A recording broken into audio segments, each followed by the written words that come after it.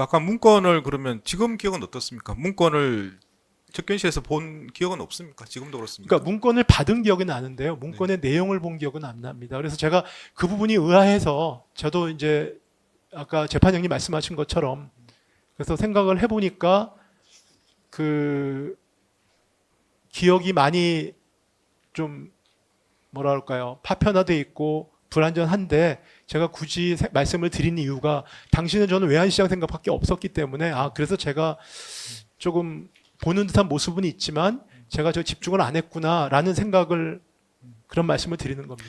문건 내용을 지금 확인해 보면 이제 어떻게 보면 되게 충격적인 내용이라고 생각할 수도 충격적인 내용이라고 생각할 수도 있는데 네. 뭐 국회 관련 자금 차단 이런 말도 있고요. 그다음에 비상 입법 기구도 이야기도 있습니다. 그 정의는 뭐 경제 관료이시긴 하지만 법대 나오셨고 법학을 전공하신 거죠? 물리적으로는? 네, 학부는 법대를 나왔습니다. 예.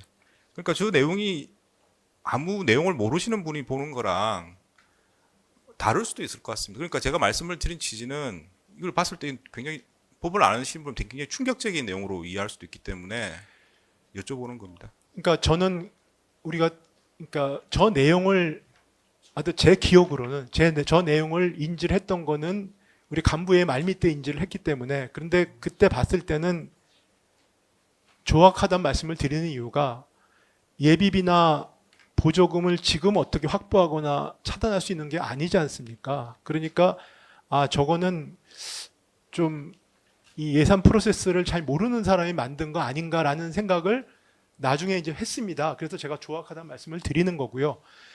지금 보니까 저 내용을 재판장님처럼 말씀하실 수 있지만 당시 대접견실 상황은 적어도 제 입장에서 봤을 때는 그 계엄 상황을 저는 제 개인적으로는 도저히 수용할 수 없는 상황이었고 그러니까 그때 그 대접견실 상황에 대해서는 저는 사실은 집중할 당시엔 필요가 없었습니다. 다만 그때 외환시장이 열려 있었거든요. 외환시장이 열려 있는 상황에서 그리고 미국이나 경우에는 지금 낮이지 않습니까? 유럽은.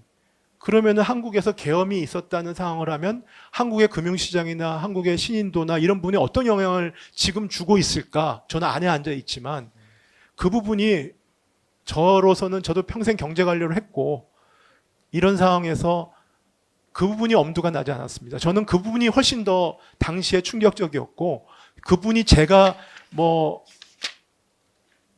당시에는 사표를 쓰겠다고 나중에 했지만 결론적으로는 제 개인적인 어떤 직이 중요한 게 아니고 제가 공직을 마무리하면서 저한테 주어진 소임이 무엇인가 그러면은 최대한 대통령 하시는 거를 만류를 하다가 안 되면 적어도 시장이나 우리 경제에 있어서 안정적인 조치나 이런 거는 해야 되지 않느냐라는 생각이 있었고요.